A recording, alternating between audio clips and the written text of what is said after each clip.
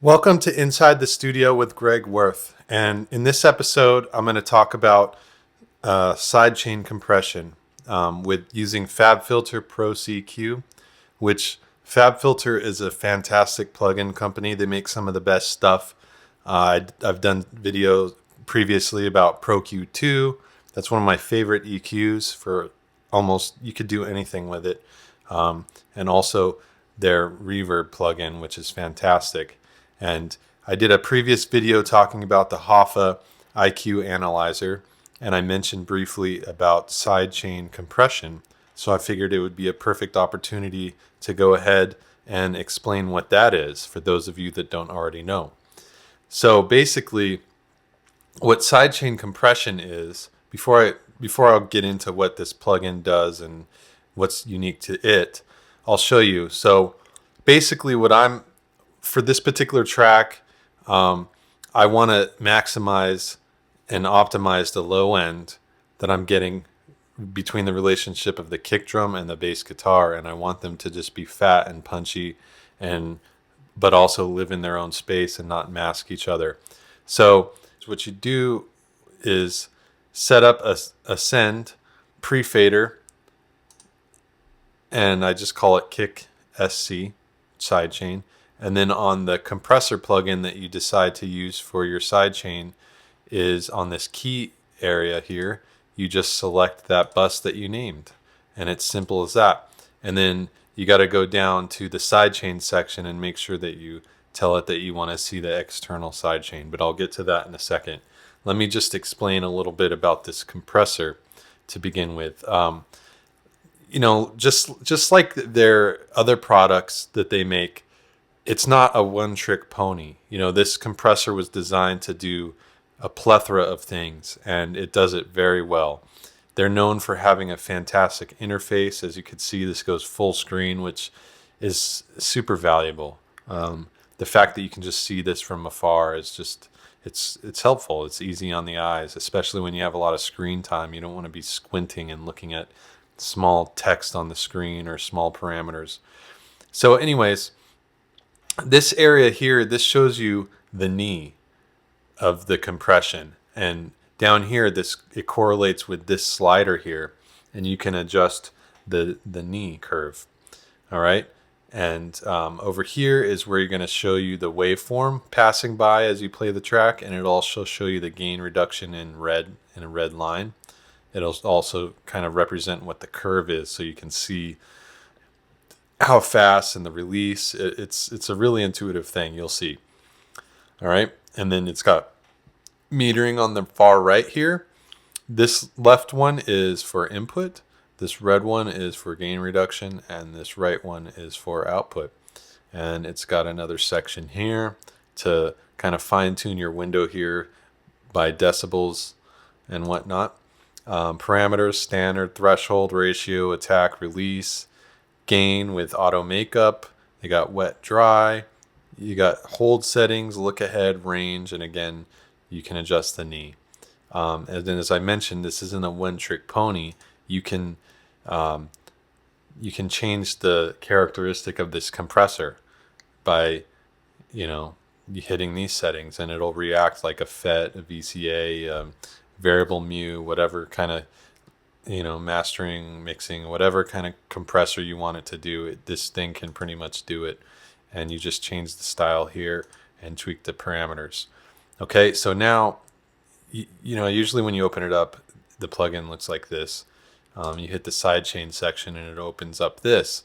And down here, as you can see, it's got an EQ in the sidechain, which is very similar to Pro Q2, where you can boost and cut different parameters, and it's their intuitive parametric EQ.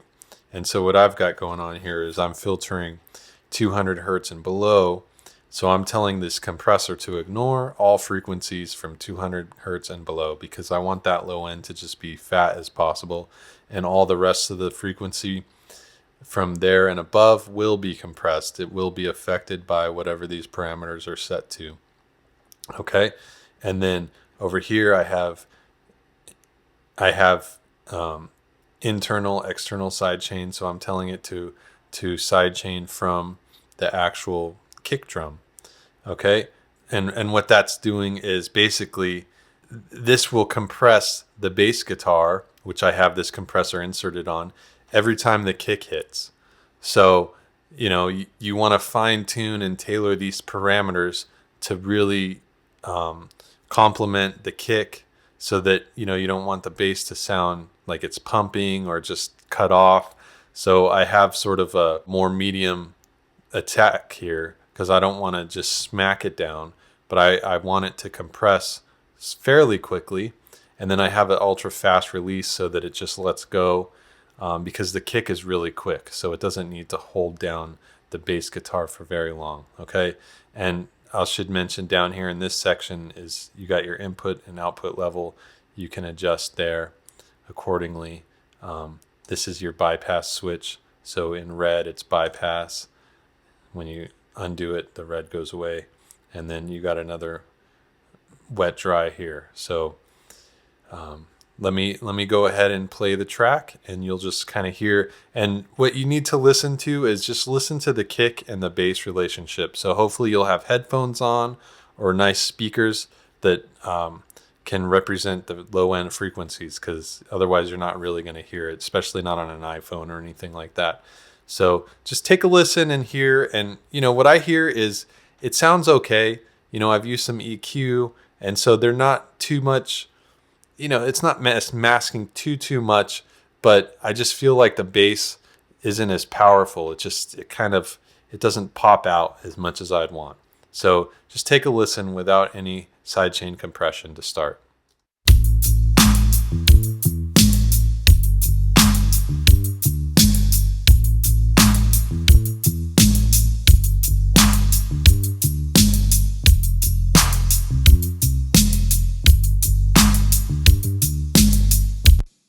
Okay, so that's not bad, but I don't hear any bounce. It's like I want that low end to push and pull and just have this movement going on. And so with the sidechain here, what I hope to achieve is that every time that kick drum hits, I want to attenuate the bass ever so slightly, so that the kick can pass through without the low end of the bass masking it, and then let the compressor quickly let go, so that in between the hits of the kick, the bass is still pumping as fat as possible.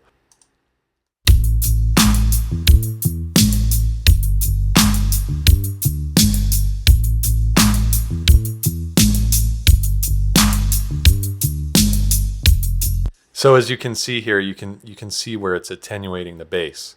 So I'm going to go ahead and do it again.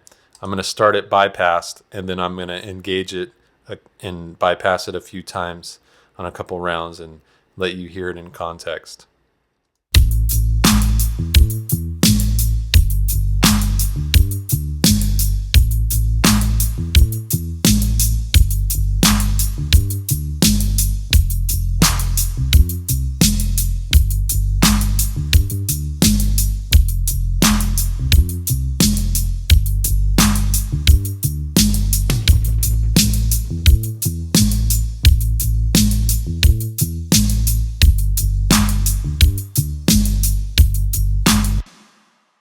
It's very, very subtle, but what it's doing is it's giving space for the kick drum to just hit hard, and you can hear the full frequency range of it and the impact without the bass kind of just covering it up. But it's also allowing the bass to kind of just wrap around, and just, it almost sounds like the bass is fatter, you know what I mean? So this is just a powerful tool. And of course, depending on the track, you got to really tweak this and fine tune it. This is just an example. I would maybe tweak it a tad bit more. As you saw, the input and output were matched, and that's kind of helpful. And that's how you know that how the compression is working. And sometimes what I even do is, with this compression, it allows me to actually push the fader up on the bass guitar a little bit more than typical, and it can actually be bigger and fatter, and it's great. It's awesome for any style of music, especially, it doesn't even have to be for music that's super bass heavy. Naturally, it just can help kind of fit space with stuff, and kind of help with headroom, and you're not, because a lot of times people are battling pushing faders up, and it's mixing isn't about, it's about balancing faders obviously, but it's also about carving frequencies out and also space. And this is how you can use a compressor as a tool to attenuate based on that kick drum, so that you can still, so you don't have to necessarily change the EQ too much on the bass. You can just attenuate the volume of it so that it can just live in its own space. And you don't have to battle pushing this fader up, that fader up, and just not having the right balance and relationship between the two. So I hope this was helpful. Please take a look at my website and sign up for my newsletter. I'm always, I'm going to be doing plugin presets again. I'm going to start adding stuff to that. So the only way to get those is if you're signed up to my newsletter on my website. And for those that, if you don't know how to do that, go to www.greg-wurth.com. And then on the upper right hand corner, you can fill out your please put your first and last name and your email, and then you'll be set up for the newsletter, and you'll be alerted for new videos, new things. Just, I'm going to start doing pro workshops eventually. I'm trying to just plan things out so those local to LA or people that want to fly out could come and do some hands-on learning in the studio with me. And the way that you keep track of all that is signed up to the newsletter. And also please subscribe to the YouTube channel. So thanks for watching, and I'll check you out next time.